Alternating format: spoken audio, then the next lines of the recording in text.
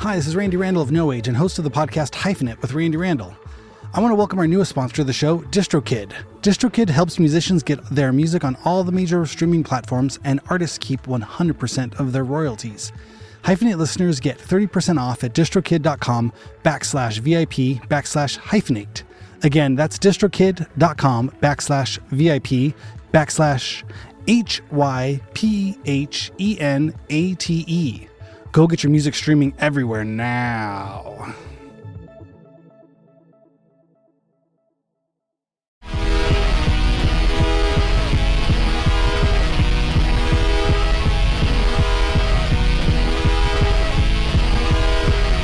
Hello, thank you for tuning into Hyphenate Halftime Show with me, your host, Randy Randall, and my ever-present, ever-vigilant, always early and never late, Mr. Aaron Farley. How do you do this Monday, December 23rd? All lies. I'm late all the time. This is the only time you've been late, I think, once. Oh my gosh. It's not as many minutes as I have added up to my lateness, so you're still ahead. I have almost a good reason. I was rushing back up the hill from the Highland Park. Oh, if you touch the mic, it goes bzzz. Sorry.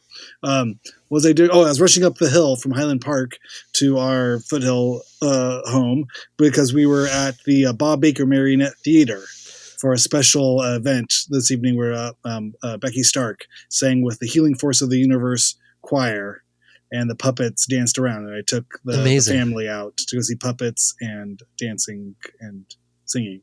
Oh, that's awesome. And it said it started at 7. And I was like, okay, we should be good. But it was doors at 7, show 7:30, 4:45. And then they have an ice cream party afterwards. And then the kids were all hopped up on ice cream. It was like a real show. It's like, yeah, get here at 7. It'll start at 9. And we got there early to make sure we could get Grandma a chair because there's a lot of floor sitting in the Bob Baker Marionette Theater. So I wanted to make sure Grandma had a chair, and we all got chairs. But it was fun. It was kind of a celebrity thing. So Becky performed with a choir, and Tim Heidecker from Tim and Eric played guitar. Oh, wow. Which was really fun. And then Tanya and Petra Hayden from That Dog and the Hayden sisters also performed. And Jack Black is married to Tanya Hayden. So I didn't know that. There was a star-studded event. That's amazing. Did Jack come out as one of the puppets? He did. Yeah, he's a walking, living embodiment of a puppet. No, he didn't come out on stage, but he looked like a puppet with a big beard. Still, the beard was shorter. Wow. Okay. Yeah. Somehow the beard, has receded into his face. But he still had a kitten shirt on and board shorts. Okay, that makes sense. 8 o'clock at night. Yeah. He's like the crazy uncle of Adam Sandler as far as him dressing. Because Adam Sandler was always like, I'll take your basketball shorts. Basketball shorts and like hold my Jordans. Beer. Here we go. I got it. And he's like, I'll take your basketball shorts. I'll raise you to board shorts with flames on them, with a kitten, like a psychedelic kitten psychedelic shirt, and I'll walk around wide-eyed and out of shape, but with more energy than anybody in the room.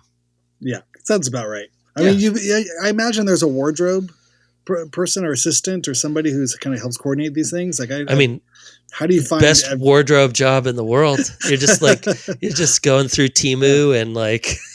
I found you the craziest board short t-shirt combo. Like these are all mix and match. Wild colors. And I ordered it all off Amazon, off Instagram ads. That I got for like crazy Christmas shirts. They're like, give me 5. There you go. Yep. I just imagine it's a giant walk-in closet with them all like ironed and pressed and hanging on hangers. And the best thing is he opens the door, he kicks it open, arms outstretched, looking at it and going, what do I wear today? I'm so famous, I can wear whatever I want. I've made it. I am a good him. Level of fame. Yeah, we don't really have to dress up for anyone. Same with Adam Sandler. I mentioned that's the real the flex. Like I'm just gonna walk around and oversized. And so who's that? Kevin Smith is also. I think he was one of the first to do that. Just with the triple XL hockey jerseys, just like don't care. Yeah. Don't care. I care enough to not care. I care so much. I don't care. I'm going to show you. I'm actually going to prove to you how much I don't care. I remember seeing Kevin Smith when I worked at the Lemley Sunset 5, that movie theater up on Sunset. Mm-hmm. There was a gym next door to it, and he would like stand out in front of the gym, like with an ice cream cone. I don't know. I don't know if he had just worked out, or if his wife was working out there, or if he was meeting somebody there. But maybe this was before the heart attack, when he was at his larger size. And I remember working the box office. And like, is that Kevin Smith eating an ice cream cone in front of a gym? This doesn't seem right. He's doing research. Yeah. Yeah. No, I got a new movie coming out. It's called Making Fun of People in the Gym by Eating Ice Cream in front of all of them. It's called Go Fuck Yourself. Yeah. Yeah. The other person I would see, I remember Vince Vaughn came, and it was the opening night of some movie. I don't know what it was, like a smaller indie movie he had done. So this was early aughts, like probably 2001 or 2002. And he bought out the whole ticket just so it would look good, like it sold out. He bought out the whole theater. He like bought all the tickets. There was like, I don't know what, or whatever, like 80 seats left in the place. And he's like, okay, I'll just buy all those. So he like spent like $1,000 to make it look like his whatever 8 o'clock showing of his new indie movie had sold out. But were there? I'm sure somehow the math worked. But how does for it him. look? How does it make, like, just on paper? They're like, oh my god, you did great. So you sold out. Yeah, you sold. Yeah, it was completely. So is that like one of the things that they like the studio would get, like the box office receipts from like 5 different theaters in town, and like, well, if it's doing good in these 5, then we're gonna do good everywhere. Maybe I would have to imagine there was. Did he literally buy them out? Yeah, at the counter. I was the one who sold it to him. I was the guy like at the. He goes, "How many are left?" Yeah, exactly. And I had to look to see how many were left. And I mean, maybe not 8, maybe 80 is too much. I don't know how big these theaters even were. 40 or whatever. Yeah, that's still funny. That's an indie move, because if you were a big like corporate actor, you would just have your manager do that. You call ahead and just put a credit card down. Yeah, but as an indie actor, you got enough money, but you don't. You're like, you know what? I need to show up and buy all these tickets myself. Yeah. At the counter. I need someone to see me buy this, so that even if it comes out that I bought it, street cred. People are like, well, at least he bought them years later. Yeah, at least he bought them himself. It's true. I mean, it's you got to go one. You got to see the silver lining there. I could see the silver lining. Listen, that's just a guy trying to make a buck, Randy. Hey, I don't begrudge him. That's funny. Now I remember, the Sunset 5 was kind of a bit of a celebrity hotspot back in the day. You know the one time where we were above Virgin Megastore? Sunset and Crescent Heights. Mm-hmm. Across from what was that? Not the Coconut Teaser. What was that one called? There was a club right on the corner there. Maybe it was the Coconut Teaser. I think it was the Coconut Teaser. Anyway, so I remember I had to work on Christmas Day, and I was going to college, and so this is a minimum wage job. Selling tickets, cleaning up popcorn, selling popcorn, all the jobs that were to do with a movie theater. And Jim Carrey came in with the girlfriend. I forget the anti-vax girlfriend at the time. Yeah, the one that started it all. She's the one that started it. And she got it. She got the ball rolling. So Jim Carrey and Jenna McCarthy, I think, came in to see. I forget what movie they were seeing, but I sold him popcorn. He was really nice, and he like tried to tip me $20. But I don't think anybody had ever tried to tip anyone there before. We didn't have a tip jar, so he kind of did the thing where he like held it out, like, I want to give this to you, and I was just so like, holy shit, you're Jim Carrey in 2001. 2002, you're like the biggest actor in the world. Height of your powers, Jim Carrey. 2000, yeah. And I was like, nope, it's good. You're fine. You're good. I can't take it. He's like, you sure? I want to give this to you. I mean, he probably back then, popcorn probably cost whatever, $14 for the whole thing. 2 sodas and popcorn was $14. He was going to give me 20, like, more than whatever he spent. Yeah, just a tip because he's a Jim Carrey, and because he had $10 million every movie he made. I'll just double whatever I just spent at the concessions just to give to the kid back there, so he says I'm a nice guy. But I didn't take it. I think I was too nervous to take it. Sorry, Mr. Carey. I don't know. Maybe if you talked with your butt, I would take it from your butt. Take the money, kid. I don't want to grab it from your butt, Jim Carrey. No, he was very low key. I think that's what feels nervous too when you see these like big explosive celebrities Yeah. when they're not working, and they're just walking around like normal people. It's like even Yeah. weirder. It feels more surreal. You're like, oh no, I'm nervous. Like Jim Carrey's being nice and sincere and looking me in the eye and trying to give me money. Like I don't know what to do. Like Jack Black's just sitting there with an ice cream. I can't really talk to him. And Kevin Smith is watching the whole thing from outside the theater with an ice cream cone. Like these fucking assholes. Like, yeah, you wish you could wear a hockey jersey, assholes. So that was my celebrity holiday experience for this weekend. Man, I love a good celebrity experience. That's what I'm. Although I do have to say I have seen one celebrity up here. Oh yeah, and celebrity. It was Smokey the Bear. Close. Oh. No, not close at all. The guys from one of the guys from Ghostbusters. Oh, the new one or the old one? No, the old one. Dan Aykroyd or Bill Murray? No. African American fellow. Oh, Ernie Hudson. Yes, Ernie Hudson. Winston Zedmore. Yeah, he's great. He's like 75 years old and like super jacked, right? He looks the exact same. Insane. Like he turned around and I was like, Ghostbusters. Oh shit! You said that out loud? No, I thought you feel so fucked up. No, he knows. He knows when people see it and he's like, Ghostbusters. How's it going, Ernie? Nice to meet you. It's like, yeah, hey, nice to meet you too. Nice. He's huge too. He's like a real tall guy. Yeah. He's like a big guy. Super nice. I guess he lives up here in Lake Arrowhead. Smart. This is his hides out, works out. Just pumping iron, waiting for that next Ghostbuster. Or I think he does a lot of Comic-Cons and stuff. That's probably huge. Yeah. He was in the last one that Gil Kennan directed. Mm-hmm. The second, the sequel of the reboot thing, and with Paul Rudd, and there was like pictures of him on the red carpet, and him and Paul Rudd look, like they're in their 20s, and like Paul Rudd's like whatever 50 something, and he's like in his Paul 70s. Rudd's 1,000 years old. They both look better than anybody I know that's in their like 40s. Both these guys just look great. All that the children's blood or whatever the Hollywood people are drinking, whatever that thing that I've been reading about, Randy, for years now. Yeah, that I've been plastering stickers on my car about. I love those guys. What are that used to really be a thing, right? Where the conspiracy, there was a conspiracy guy. It's almost always a guy.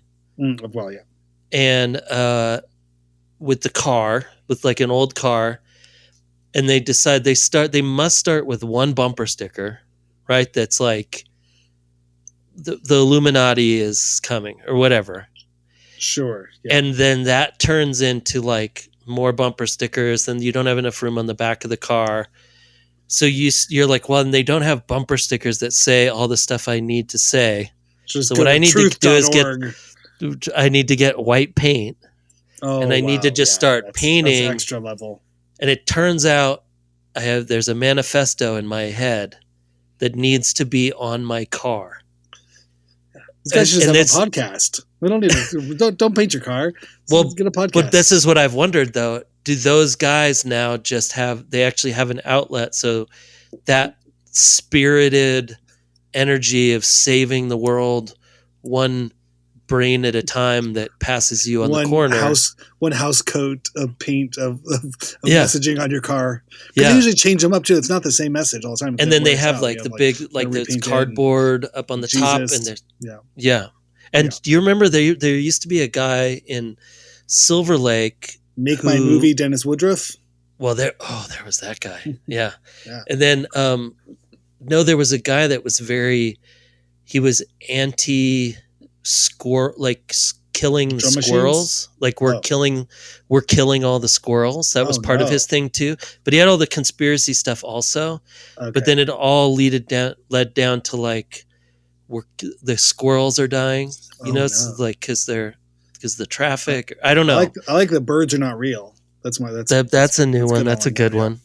What about drum machines have no souls? Do you remember that guy? He had the bumper sticker that just said drum machines have no souls. He was always out in front of Amoeba.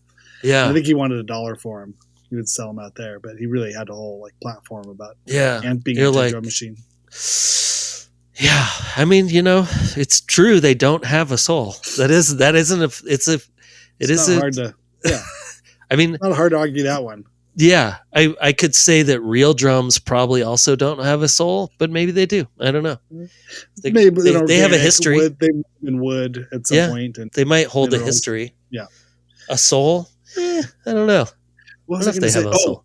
we No Age has played Comet Ping Pong several times. I was going to go back to Conspiracy Gate, the Oh, yeah, Pizza go Gate for it. place where they had where there was No the whole way. thing that they thought this With pizza the place basement? was like that. There, yeah, the basement at the Alamo. There is no basement at this place. Number one, but Yeah. but it was but as the guy walked in there and like shot a bullet through the ceiling. He wanted to see where the kids were. He wanted to free all the children and Yeah. this pizza shop. You in guys played at that Washington place? D.C. Yeah, twice, 3 times.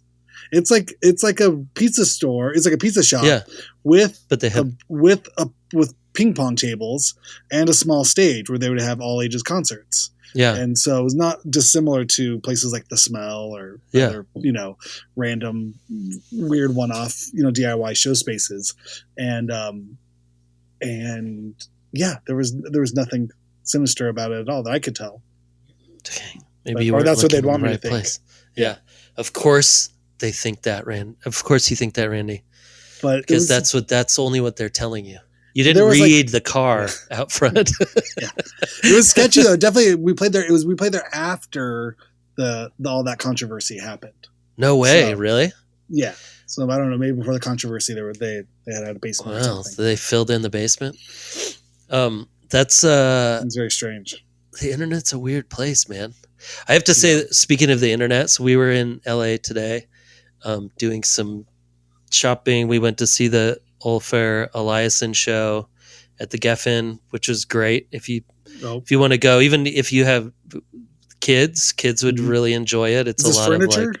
What does he make? No, Speakers? it's like light and space kind of art stuff. Right. A lot of mirrors and lights, and it's very cool. Fun for the kids. Yeah. Yeah, it's fun. The kids would enjoy it as well as the adults, and so we were there, and then we used to live on Baxter Street. Oh yeah, which everybody knows. Jet. Baxter's like it's The like Nuge bombed it. Yeah, he It's bombed huge. the other side of Yeah. it, and then there's a couple different people who've bombed it. People have tried to It's a skateboard. Oh, sorry. It's a very steep hill in the Echo Park area. They didn't physically bomb. Sorry, I got to clarify. Yeah, they didn't bomb it. Yeah, people we were talking about speaking of conspiracy theories and it doesn't. Baxter doesn't have a basement either. Yeah, when a skateboarder goes down a hill very quickly, it's called bombing the hill. Bombing the hill. Yeah. So there was no bombs went off. No, but we live on the other side. Yeah. That's by the exit of the 2 right there. Sure. And or the entrance, I guess. And so we wanted to show the kids because now it's the famous road, right? That's like where those internet dudes like jump the Tesla up and over, and like you could see our old house in like where the Tesla went, and like we're like, hey, look, there's our place on the left. Like in the Sabotage video from I don't know the Beastie Boys one. Baxter, it might be. They jump a car, and there's very few hills in LA you could jump a car. Yeah, it probably could be that one. Like when we were there once, someone tried to take a like a Hummer limo over it, and it got stuck, like teetering on the top because the wheels on both sides, and they had to come and tow it. But we also when it like rained, people would try to go up, and their whole cars would just slide down, right? So we were in that area, and we're like, oh, you guys, we got to drive you up this hill, because they've been watching. So they watched Fast and Furious for the first time last night, and so the first one is all Echo Park, and so they wanted to go see some of the spots. And so we go to drive there, and there's Fargo is next to it. So it's Baxter, Fargo, and what's the other one? Ewing or something? I don't know. There's 3 really steep ones right next to each other. Fargo is the steepest. And then there's Baxter, and so we go, and you can't go up them anymore. Oh no, they've like so you have to go around. You can go down them, but they're one ways, but only coming down. So you have to go up. I think I don't know what it's called. It's Ewing or something. It's right by that Spain restaurant right there. You have to go up that way and over on the top, and then you can go over into Echo Park. But I was thinking this is crazy because the only reason they did that is because of the internet. Because people were literally trying to like speed up Launch it, or they were their trying to cars. jump down it. It's And one of so those they, things. It feels like your car is gonna like fall back on itself, like a turtle, like yeah, fall on its back when you drive up it. Like if the it's displacement of crazy. weight, Yep. it's something so steep that you really, especially in a crappy car. Yeah. Back in the day, being young and drunk and Yeah. driving around, she's like, "Holy wait, what the fuck is my car like sliding backwards?" I know. I'm not gonna make it to the top of this hill. Yeah. Like even trying to walk up that hill, like that hill ruined my suspension of my car because we'd have to go up, and we were only 2 houses up on the right. And so you'd go up, but then I'd have to like go Turn and wide park. and turn into the driveway, and it would go right. Yeah. And like in like 5 months, I'm like, what is going on with my car? And I went in, they're like, your suspension is ruined. All fucked. And I was like, oh my God, it's just from me trying to Turning get into my the driveway. That's insane. But yeah, but that whole all the it's now coned off. Like it's got a whole new traffic route, but only because the internet. Because too many people were like, where's that hill? I want to drive up it, or I want to try to jump a Tesla over it. Or I mean, people there's like footage so of dangerous. people jumping like dirt bikes, like going up it with dirt bikes and jumping it. And it's crazy. Yeah. Why was it so steep? I feel like there's got to be like there's some like it's like civil engineering or like structural engineering has. Well, they used to all those area that whole area of Silver Lake Echo Park used to be hunting cabins. So so it used to just be those used to just be walkways. So there where the houses now they're obviously people have built bigger and bigger houses.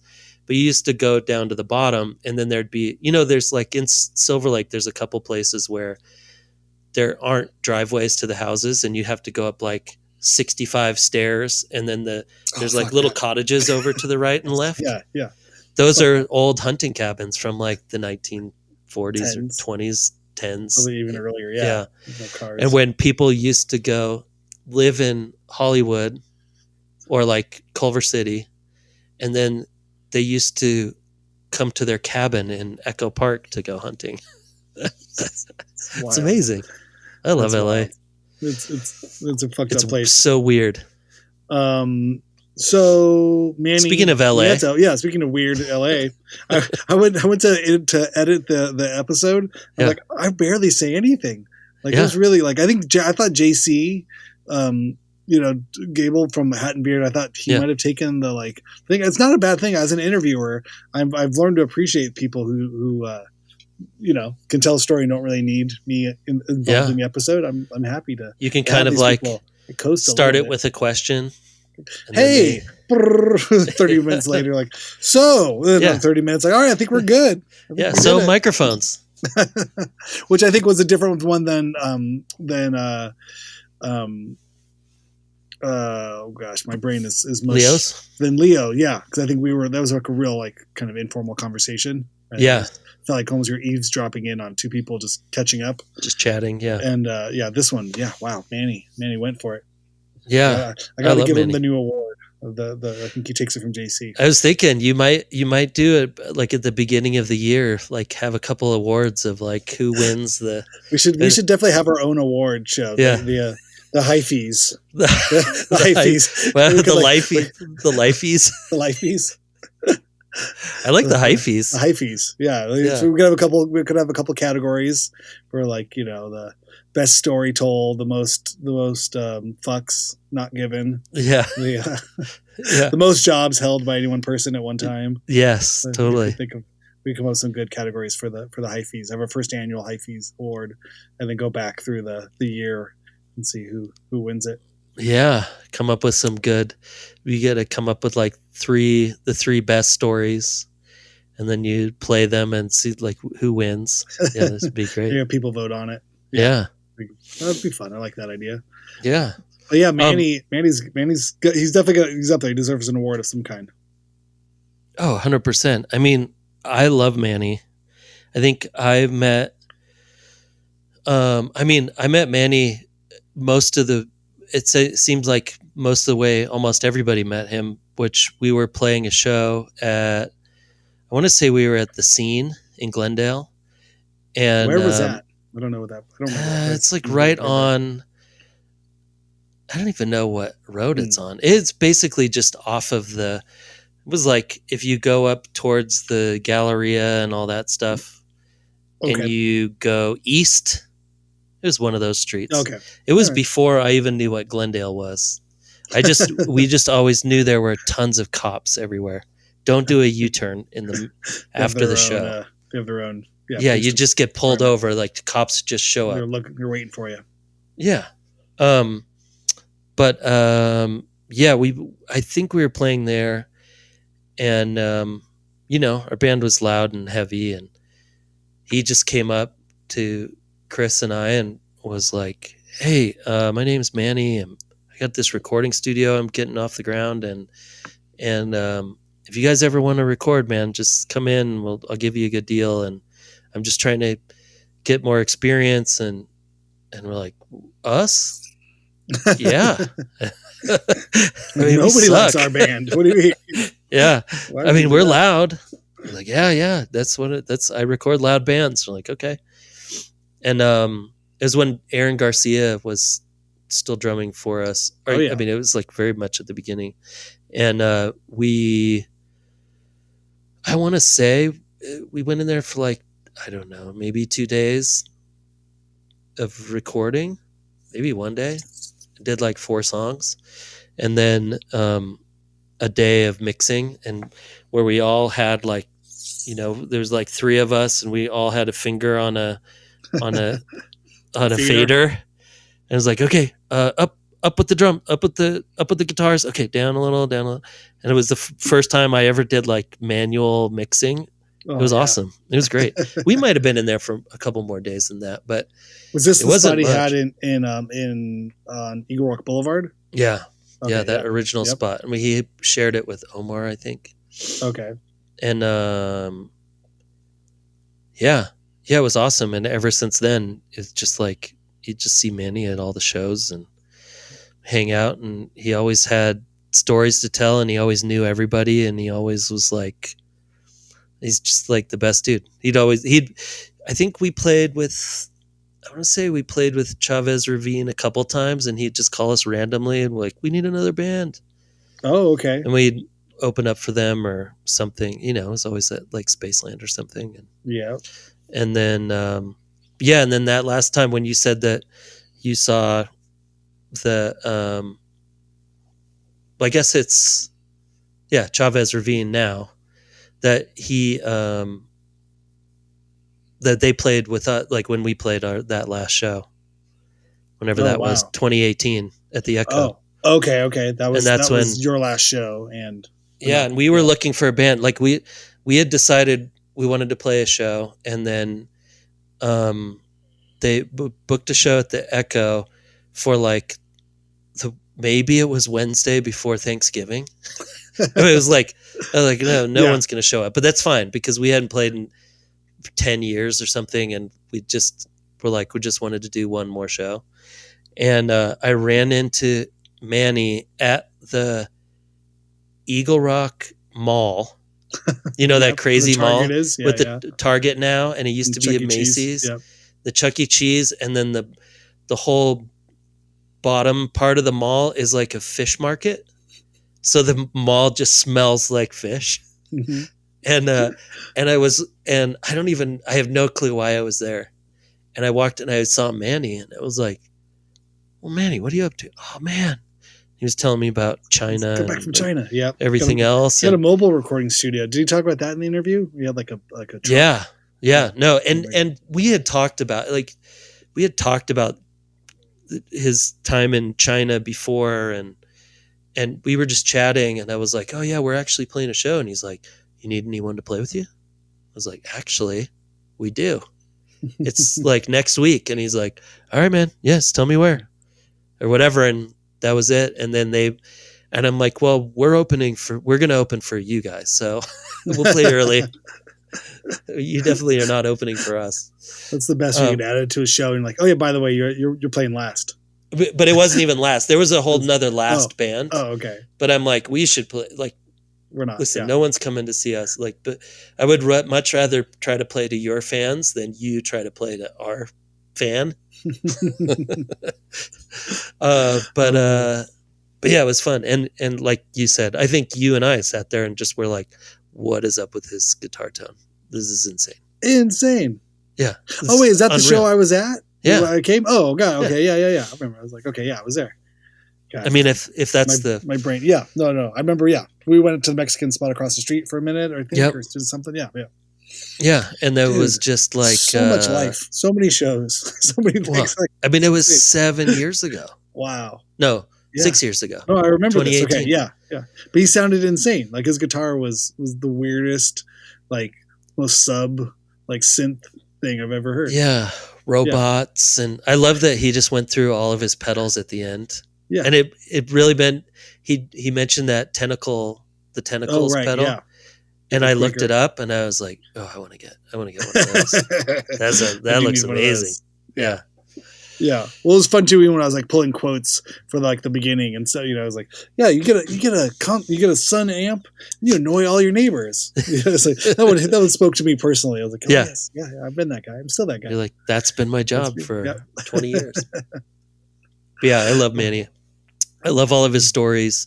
I love the fact that he knows everybody's first and last names, and he's got it all like, he's like, well, then this happened, and then I met this person, and I recorded this band, and then I love it. I mean, yeah, really one of those like Zelig kind of people who's just been around LA for so long. I remember seeing Distortion Felix open for a bunch of shows. They were kind of like, there's always that depending, and I'm sure it still happens now. I think we were probably one of those bands for a while too. It's just a band that just opens every show for like 6 months. Yeah. So if that happens to be the same 6 months where you're seeing a lot of shows in LA or any one place, I'm sure this happens all over the world. Every city there's a band that just for 6 months to a year will just be the opening band on every show. Yeah. And I feel like Distortion Felix was that for a while. There was this other band, Versus. Did you ever see Versus? I remember they opened a bunch of shows like somewhere in the 90s. Versus. Yeah, see, I wasn't here. I wasn't here until 2000. But it was a funny thing, like kind of just being like a teenage kind of music fan and just going to lots of shows. And I was like, I don't know. I heard about this band. I was going to go, and I'd get there at doors because, of course, I had nothing to, nowhere else better to be, and like be the first one there and like hanging out, and then just like see every band on the whole bill. Like I knew I wanted to see the last band, but I was also still excited to see the whole lineup. Like, okay, well, who's all playing on the show? It's like 3 different bands. I want to see all of them. And then I would start to understand, like, oh, okay, these are the opening bands. They're not as important as the band that plays last. That's the band. Yeah. But sometimes, I don't know, those early days, it was like, I don't know, I kind of like the opening band better than the last band. I don't know. Totally. I don't really know who anybody is anyway. I'm just going there just to have something to do, get out of the house. Yeah. Well, and I think, I don't know if this has happened to you, but the last couple times that I've gone to see shows that are just like a random, like, I'm going to see somebody, but there's a random band. Yeah. Most of the time, it's a totally different. Like I remember being excited about every single band, and it was a weird.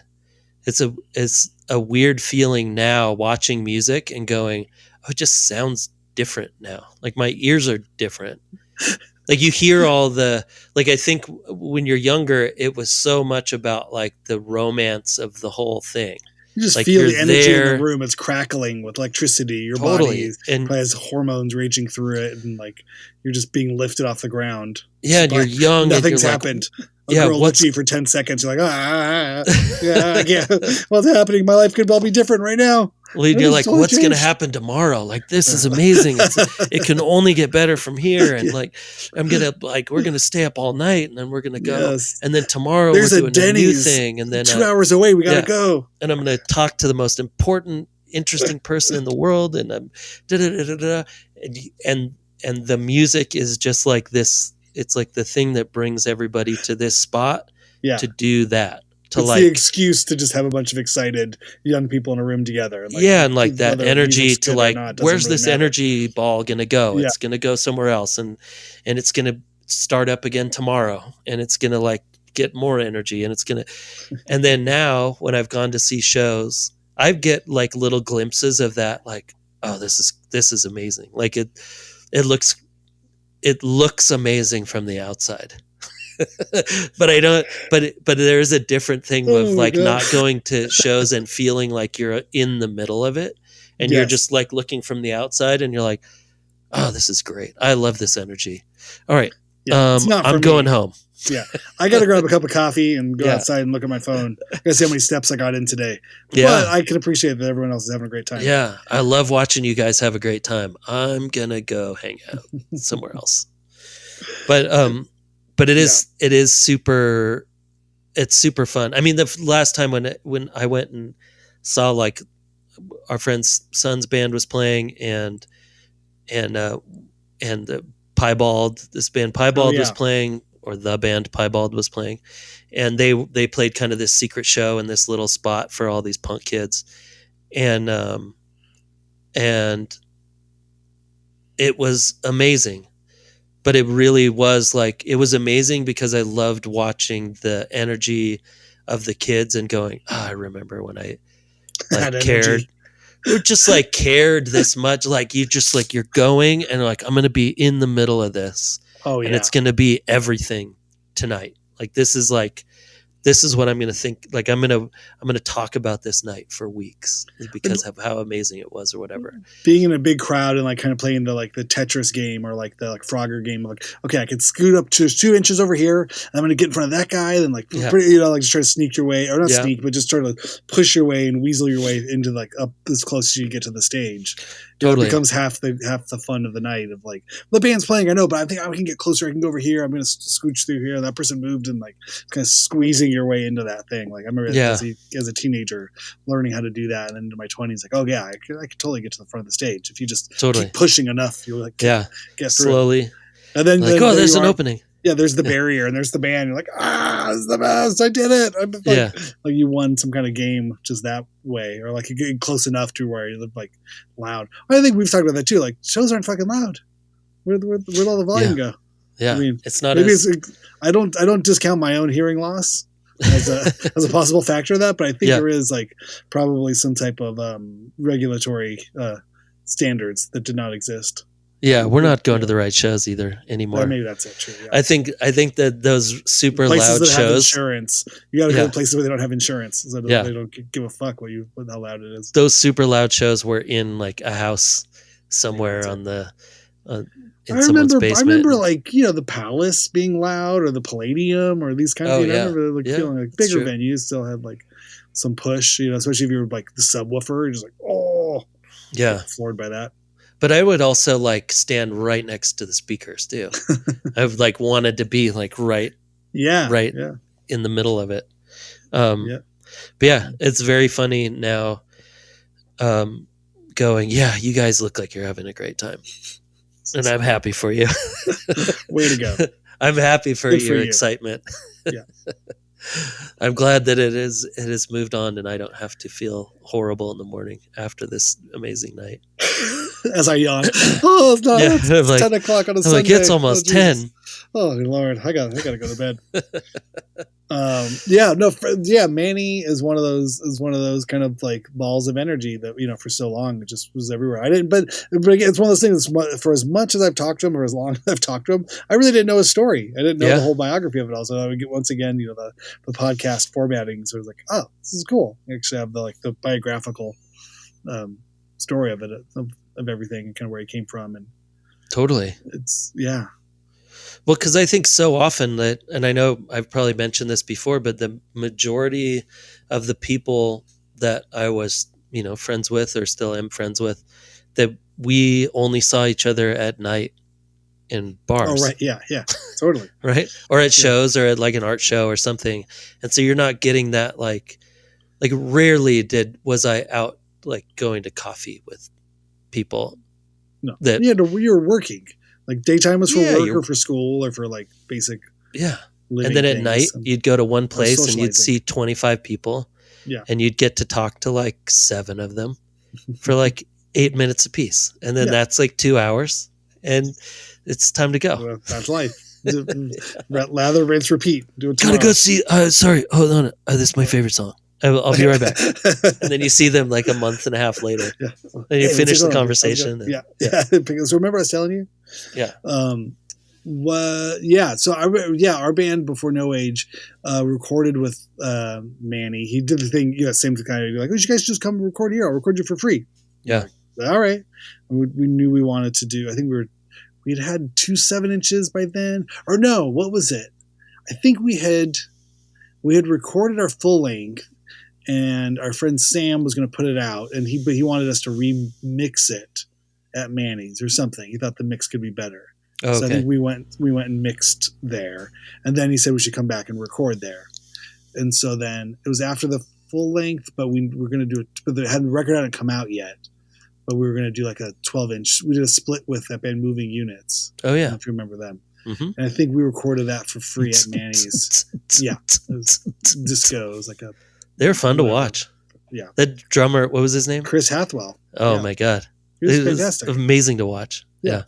I'd see him like brush his like Justin Bieber cut like out of his eyes as he like played the disco beat. He was a twin too, right? Yeah. Yeah. I think they both used to work at Aaron's with Dean, Aaron's Records. Confusing. Mm-hmm. I don't like it when twins are in the same spot at the same time. Were they twins or just brothers? I think they were Maybe twins. They were twins. Okay, they didn't look alike though. They were just as tall and skinny as each other, though, yeah. weren't they? Yeah. They were both like 6'5" and like 100 pounds. Weird looking. Yeah, yeah. You're like, I hope you guys are in a band. Like the Joey Ramone thing. Like everyone's gonna look at you. You might as well have a reason for everyone to stare at you. Yeah, right. But anyway, so we recorded there with Manny, and I remember it was a thing where like because it was like a free session, we just felt like he kept like drinking or like taking lots of breaks. And it was the kind of thing where like because we weren't paying, and we're like, we can't really can't really tell him like, hey, I think he's like going next door and like doing shots of tequila and going back. You guys want to come do shots? I'm like, no, we're trying to record this 3-minute song. For some reason, it's taking us 8 hours to record this 3-minute song. If that, the 2-minute song. We probably had 2-minute songs, and I think we were just not like, by that point.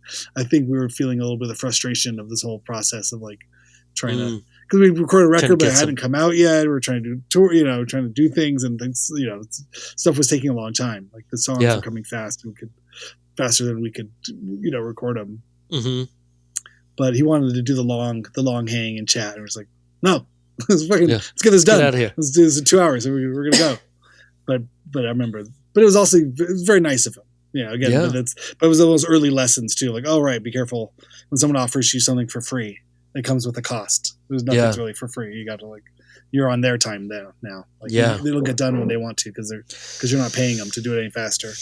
Trust me, our second the second record that we put out took like a year, I don't know, so long to record because of that. Still waiting for it to come out. We got free studio time, and I'm like, this doesn't seem free when we're expensive to get when free we're studio recording time. For like 4 hours at a time, once a month. I feel like we could knock this out in a weekend. We played these songs for 4 years. Yeah, but it's hard. It's hard. Yeah. I mean, I've been on both sides of it too. I mean, I've helped bands record, and it's like again, I have 4 hours, on a Wednesday. If you guys want to do it, come down. We can do this, or totally. Or you could pay me, and we could do a whole day on the weekend. But those are the 2 options. That's how the home recording payment. 100%. Like, and that's if you're on my time, sure, I'll help you out. But if I'm on your time, then you got to pay me. Yeah, because we don't. I'm like, I also don't have $2,000, so let's go the free route, and we'll just see the record in like 3 years. It's fine. Oh my god! It's not like it's going to matter anyway. I mean, for us, the fact that anything ever came out, it was like oh, cool. Even anything that's even on Spotify. I'm waiting for one of them to go up over like the 1,000.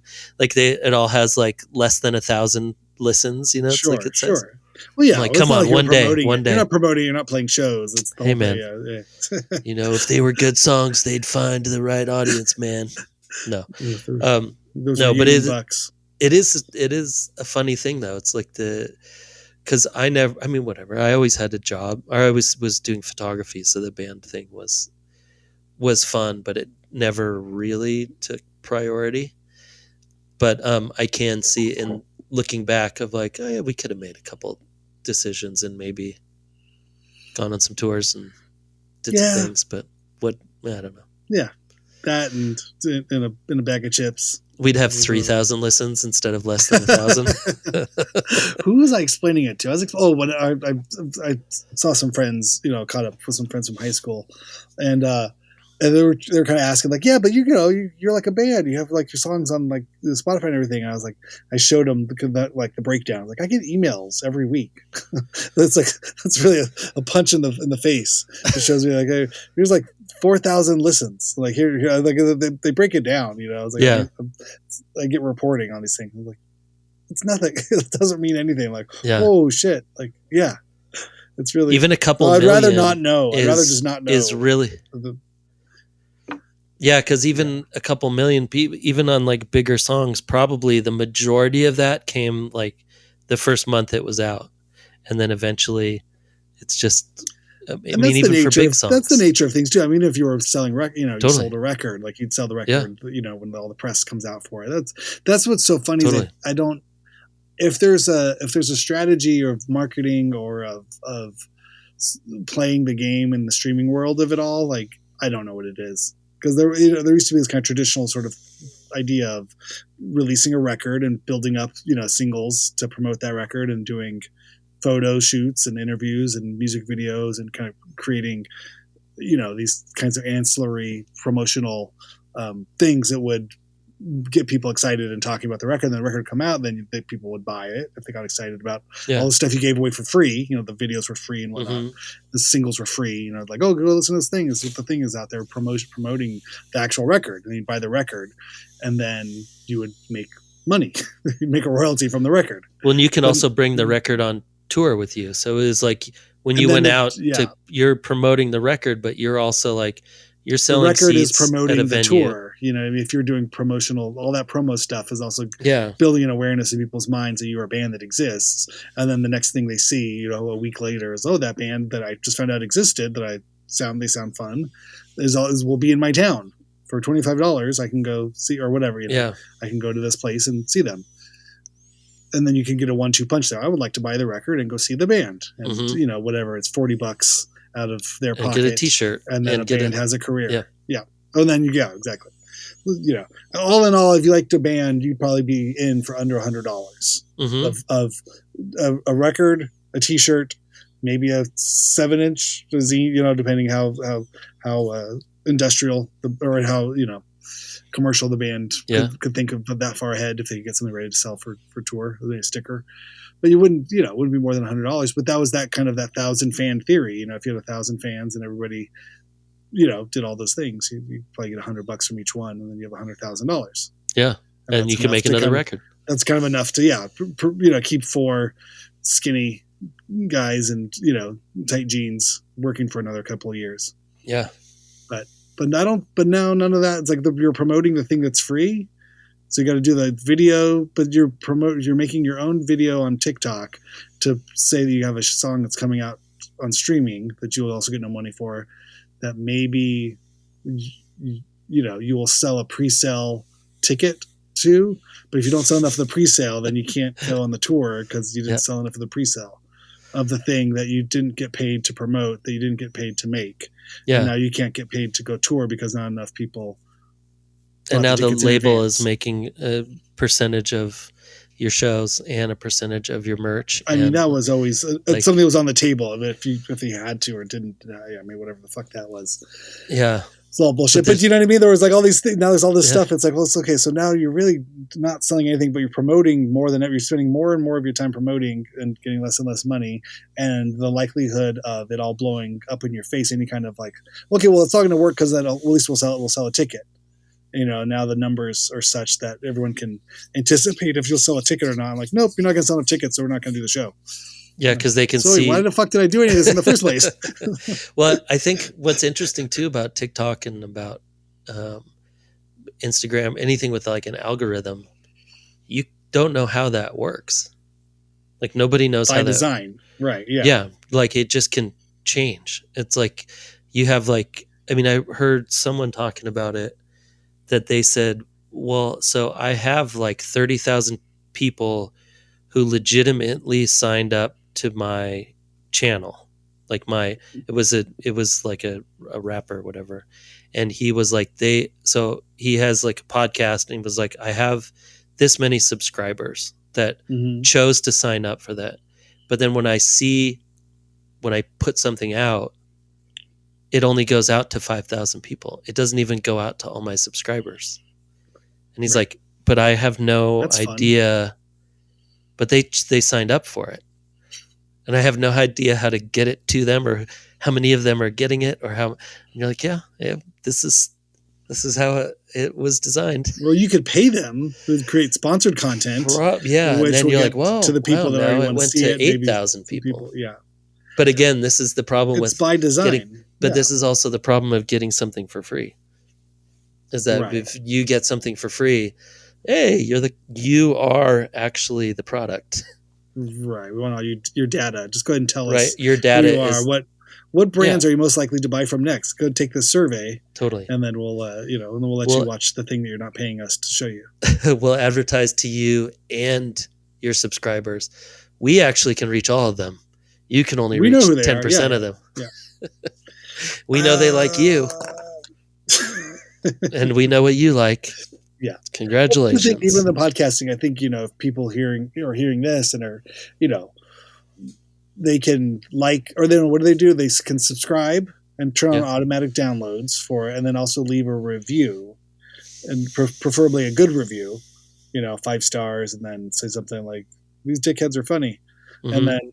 and then that if we get enough of those, if that goes over a threshold, then this will be served to more people, or won't be suppressed to the people who already like it or something.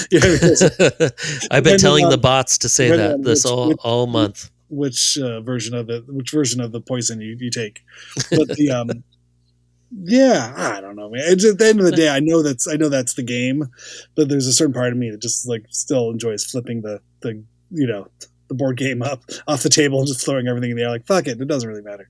I know there's a game to be played here, but it's no fun if I have to play it that way. I'd rather just do what the fuck you want to do and let the chips fall where they may. Because if you really, what I mean, those kinds of things, you're just like, all right, maybe it'll work, maybe it won't. I don't know. What do you lose in the cost of learning what works and what doesn't work? At some point you just lose. That's, I feel like it was the same way, like when I try to learn guitar or learn a song or learn an instrument, it's like, I know there's an easier, softer way. I know there's a proper way to do this, but then it just wouldn't be fun. Yeah. If I do it myself and just make mistakes all the way along the way and hit my head and fall down and then get back up, and at least there's a passion and excitement about it. Yeah. You're someone who likes trying stuff. I mean, it's like there's some people who are really good at like business, and there's some people who are really good at selling themselves, and there's some people who are really good at not doing any of that stuff. And then I feel like I think I'm in that category too. It's like I like the experimental nature of things. I like looking at something and going, I wonder if I could do that. Yeah. I got an idea. I think the majority of my life has started with, wait, I got a great idea. And off we go. Who could I call? Down the road. But hey, that's Randy, the thing too. Like, you want to go to Mexico? Yes. I got 4 video cameras set up around town and some servers and say less. Oh my God. You had me at do you want to? Yeah.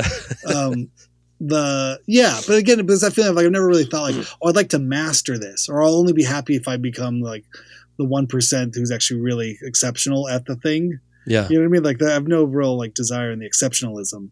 It's more just the participation or the look what I pulled off. That feels good. That's a piano chord. Look at that. Like, is it a whole song? No. But if you put these extra notes in there, doesn't that sound weird? Like, that's kind of the general niche of like, that just sounds cool. Like, I wonder what it'd sound like if I did this. Oh, there's another chord. Or what if I put this chord and that chord? Oh, look at that. Where meanwhile I could learn to read music and then make all of the chords I wanted to, but the weird like feeling around in the dark to find something, this is always that like, this is fun. Now I own that chord. I know how I found it. like it's my little jewel that Yeah. only I know what it is. I'm like, Yeah. it's just a fucking C major chord. What the fuck are you talking about? Like, no, you skip every other one, and it's a thing. You know, maybe there's a naivete or there's something to that, but it's the process of discovering the thing, and Yeah. you know, it becomes. Trust me, I figured it it's a out. process. Yeah. I figured out something brand new. Like the brand new thing I figured out that 9 million people before me also figured out on their own.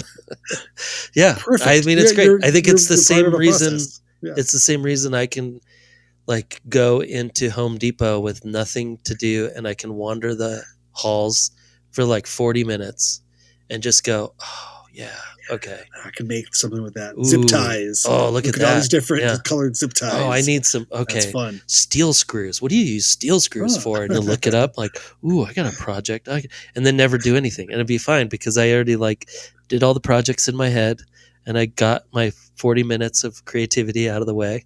Yeah. And just move on. What was the art show that you did in Alhambra? That gallery space? That very much had a Home Depot. Oh, the Home Depot. Yeah, with Josh Scheidel. Yeah. Yeah.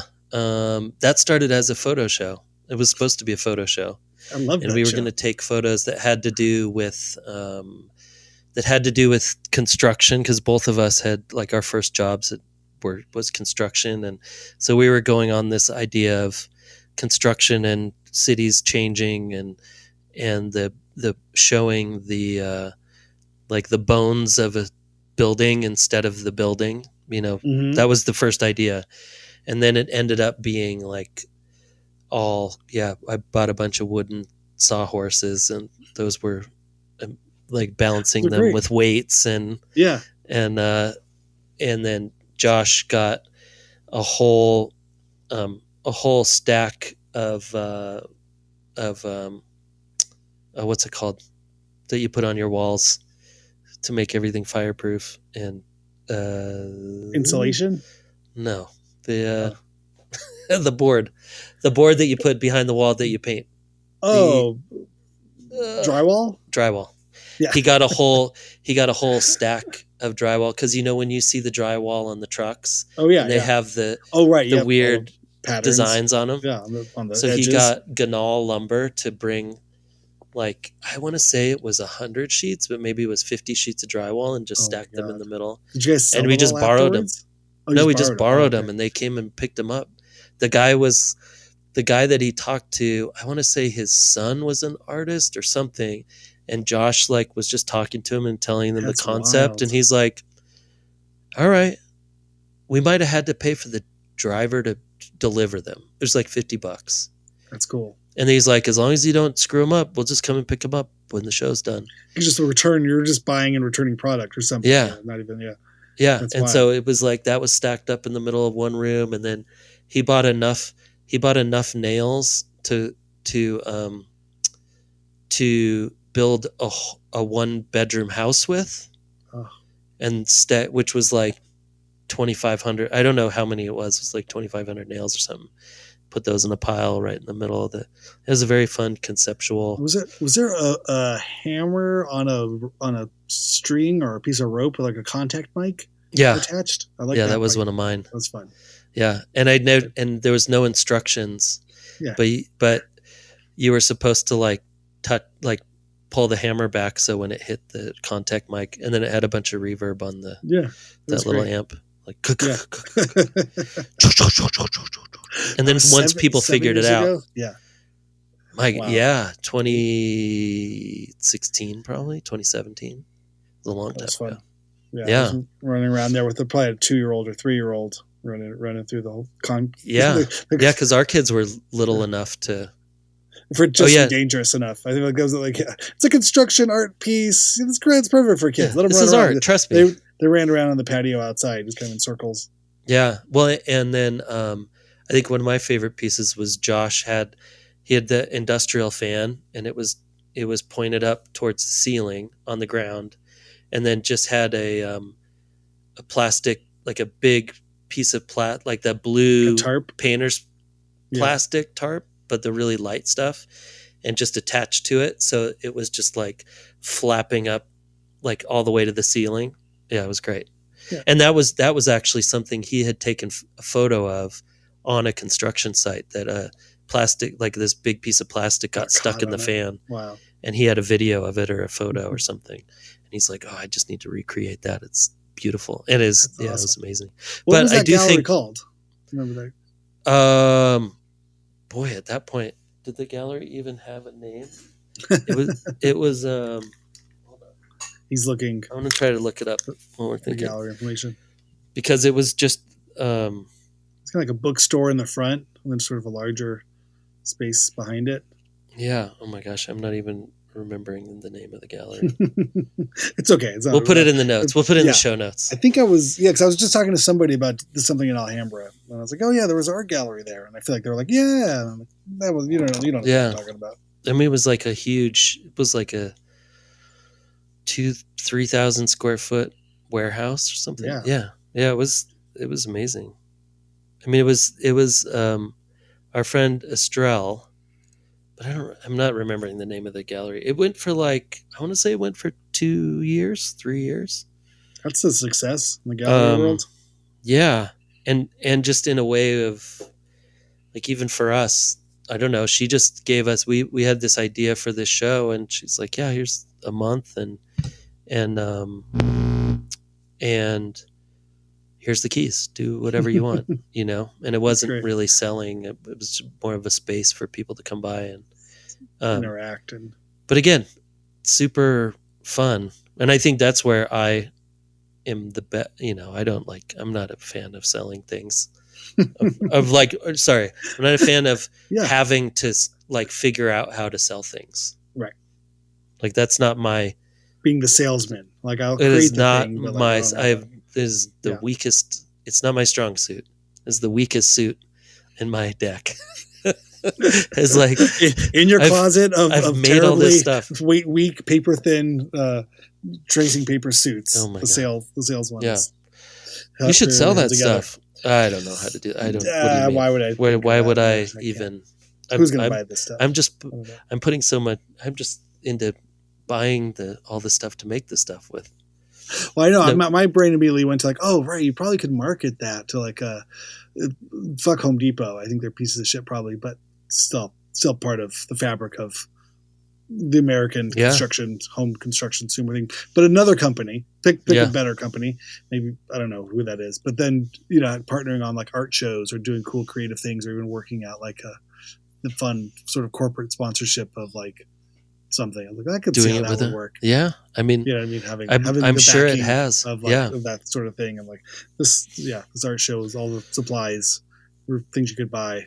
I mean, the fact that most of those companies now have people our age running them, or at least at the top of their creative departments and stuff, that you do see a lot more of those projects that you'll see there. We're sponsoring, Lowe's is sponsoring a graffiti day at blah blah blah, or whatever. We gave these graffiti artists $10,000 a piece to make whatever mural they want, or and you're like, oh, there's a skateboarder in their creative department, obviously. Just like AARP. We've also aged into that world. Oh my god! I got an AARP on an ad today, an AARP ad on something I was listening to today, and I was like, wait, was that directed directly at me? Oh yeah. This is not 100%. It was like SoundCloud. Yeah. I was listening to something on SoundCloud, and I have the free version. And an AARP app. AARP should be the sponsor of this show. Yeah, they should. The what do we call the hyphies? The hyphies should be brought to you by AARP. But it was so weird to hear it, and I was like, whatever. And I was listening, and I was listening to something that I had put up there, and I was like, wait, how do they know that I'm that close? Okay. I mean, they know, obviously, all of my data is whatever. Like you said, you're the product too. But I remember seeing a bank ad. It was this dad with a beanie on, a little kind of gray in his beard, holding this blue vinyl record and showing his kids his record collection. I'm like, oh no. This is me. they've taken a picture of me. Somehow they know I try to show my children cool records that I have, and they don't care. Oh Like my God. somehow this is like I feel seen and offended at the same time. You're like, why do I feel like I need to grow a beard? Yeah, why I wish I could grow more facial hair to fit in with these guys. I'm still not cool enough for leaving the bank ad. Oh man. Well, we should wrap it up, but Yeah. I do want to share. I've shared my dad's success stories here in the past, but I do want to share my dad failure stories. Okay. Like that definitely just for rigorous honesty's sake. My wife has wanted to take out. We have a medicine cabinet, on the wall, but it sticks out like 4, maybe 5 inches from the wall, and then the little spigot. This is in the guest bathroom, in the hall bathroom. The if you were to go to wash your face, to do like we lean over and splash your face, you potentially could hit your head. Yeah. On the back of the medicine cabinet. It comes out too far. I've never done this. I've never put my face down into a basin and like done the big Neutrogena wash your face. Some people do. Yes. I guess people do that. She was concerned about this 8 years after having it installed and never having that issue. It's now become an issue. Hey. It happens. So she wants to. I'm on her side, Randy. I'm on her side. Me too. Same side. We're still married. So we took it out. We took out the cabinet, and then she wanted to just do a flat mirror. Which sounds very easy. Okay. A large flat mirror for above a vanity in the bathroom. She bought two. She bought one online, and it arrived cracked. So we returned that one, and we got another one shipped through the mail, and that also arrived cracked. So like, okay, well, we can't buy it online. We got to get it in person. So now that a month goes by, and then we get she goes to Lowe's, and they can't find anything. No one's heard of a mirror. No one knows how that works.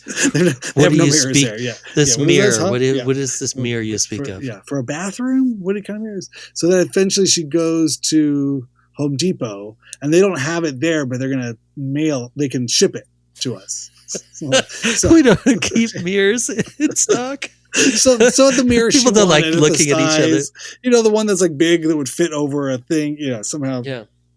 And so we get this one, and then we're like, okay, how are we going to attach it to the wall? And we saw like, okay, well, you can like do those like sticky things. And so we really like tried to do this like cleat thing. We like we took the other mirrors off. We have them in other parts of the house. We're like, they just have like holes that like you could stick something onto. So we did all the sticky stuff and to try to attach it. So we have it on there. It was like, okay, it's pretty good. But then now it's a little bit crooked because we had like the hangers, put the sticky pads on the hangers where the screw would hang on to the back of that. Yeah. We did that, but like, we should put some on the bottom too, just to make sure it really stays on there. So we push it on there and like, oh wait, it's a little crooked. I'm like, oh fuck, okay, we'll have to. How do we get it off? Yeah, now we can't get it off. It's so sticky. And then fast forward 12 hours later, the next day, we're like, well, let's just go to bed. We can't sleep. We can't figure this out anymore. Kids got to go to sleep. The next day, I'm doing something out in the garage here in the studio, and I walk inside, and there's just shattered mirror everywhere. And this is what it reminded me of. It looked like an art piece. It looked amazing. It was like, wow, there's like shards of mirror like splayed all over the bathroom into the hall, and you see a reflection back. It's scattering light everywhere. I was like, this is gorgeous. My first thought was like, this looks like an art installation. This is really powerful. I started taking pictures of it. It reflected your tears back into your face perfectly. After all of that work. This is window number 4, I think. Or no, mirror number 4. Yeah, mirror number 4. So then I cleaned all that. So I called Chad. I was just kind of laughing at this point. Like, remember that thing we were really worried was going to stay on the wall crooked forever? Well, we don't have to worry about that anymore. One day. It's not on the wall. It's no longer crooked. As a matter of fact, it's no longer on the wall. And so we took that all. So I cleaned all that up, and it's a mess, broken things with the shards. So got that cleaned up. And then now we have another one that has another lip on it. And it's successfully been up for 24 hours. Okay. So we'll see. You're still just using the tape? So now this one we did. You got the little cleats? Drywall screw. No, that's the cleats were the thing. With the tape was holding the cleats onto the back of the flat mirror. So, but this one has cleats like inches. So this one has more of a lip. This has like an inch lip. Okay. An inch of a frame that kind of goes around it, not the 4 inches we had before. But we needed something with the lip so that it could hide the hanging bracket in the Got it. back. So we have the hanging brackets there going into drywall screws with drywall, studs. Pleats. What are they called? Or Drywall. yeah, whatever those things are. Those things. Yeah, the little and plastic screwed into things. that, and then so we'll see. Something tells me that doesn't feel like a long term thing, but as a dad and as a husband, Well, don't let the kids go into the guest bathroom for a while. Yeah, it's for a couple weeks. We'll see. We'll see what happens. Yeah, I'm sure the second our youngest sneezes on the mirror, it's just going to come crashing down on his head, or not. We'll find out. But this is mirror number 5 now, I think. Okay, another one in there. Okay. But well, so we'll see. There's always more mirrors. This is it. That's the thing about mirrors. Yeah. There's more of them. And you keep, was it 7 years bad luck if you break a mirror? Just keep adding on to that. I don't know. I think that's if you break it on purpose. I see. Okay. If you poorly hang it with sticky tape, with double-sided sticky tape on the wall, that's the intentionality is not there. Yeah. But it does. You were trying your best. That mirror that mirror watched you agonizingly try to get it up perfectly, and it has all of the feels for you. Watching me try to get it up. Watched in agonies. I try to get it up as a phrase that I feel also. That mirror was holding on for dear life. It's like, no, they tried so hard. I watched them the whole time, and no bad luck for them. Yeah, no, it's just more mirrors, more mirrors. Yeah. So we'll see. to be continued. I will keep you in the loop of this mirror saga as it progresses. Yeah. Well, I do have to say something about this creativity that I was listening to I don't know what I was listening to, but it was a painter talking about painting, and they were saying the problem that I have, this is obviously not a direct quote, the problem that I have with painting is that with the first couple brush strokes, my painting looks perfect. But what fun would that be? Because I actually want to paint. Right? So it was like, feel it. And it was that thing of this looks great, but I want to paint. So I go through and I screw it up, and I fix it, and I screw it up, and I fix it, but that's the fun part. It's not, I don't want the thing that just looks nice with nothing to do. I want to do a bunch of stuff. Sorry. Yeah. I thought it was such a great thing, because it's you can go the Brian Eno music, you know what, man, I'm going to do 3 notes, or I'm going to do 3 chords. I'm going to do 3 chords, and I'm going to play the simple thing, but no, needs to be weird, man. I want to play. It's got to get messy. Yeah, it's got to get messy. I like the messy part. Well, me too. Always. Yeah. And whether or not that has anything to do with selling or two different ideas. Yeah, making a mess. Sometimes just more fun. Yeah, that's a good place to stop it. Merry Christmas to you. Happy holidays for all you guys. What do we got next week?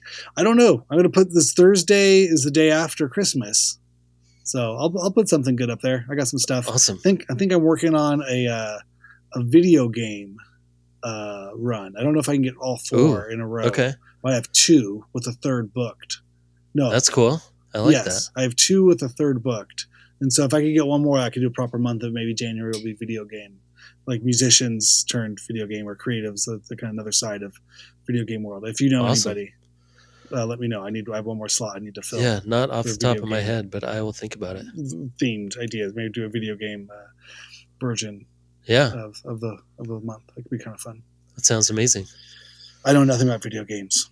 Another thing, that's the best kind of interviewer. Books. I know nothing about video games. This is a good way for me just to learn more things. You're just learning, man. Know things that I don't. Again, messy. Let's just turn this podcast. Yeah, it's a messy podcast. There's no other way to do it. Awesome, man. All right, well, have a good one. Merry Christmas. I hope everybody Santa brings something for everyone. New socks. How's your sock collection going? Are you down? One of my students gave me new socks for Christmas. Hell yeah! Yeah, best present ever. I bought myself socks this year. I'm like, your parents know how to bribe a teacher. These are nice socks. Golden A's. Yeah, A. They're just soft and they're warm. Yeah, they're great. They do the job. Great winter socks. Stuff that would be a bummer as a kid. Now you really get it as an adult. You're like, I do once need shot I do need photos for a socks. sock company and got like Ooh. a couple $100, but I got a box full of like A box socks of that socks? lasted me for like 2 years. I mean, maybe like 30 pairs. And I was like, I think I made it. I think it was all downhill from there. So I got the box of Never got socks. paid. This was good Yeah. enough as that. That's all I needed. Oh man. All right. Be Awesome. well. Take care. We will see you all on Thursday, and then for New Year's. Is New Year's Yeah. falls on something? Is that on Monday? I think Does it's that fall on when Monday this year? it's Maybe the next isn't time we it do this on New always Year's? Wednesday? It's always 1 week after Christmas. Is that how Tuesday? that works? Tuesday, Wednesday. No, we that we can't do be have right. calendars. Can't I'm be not right. looking at it No. though. No.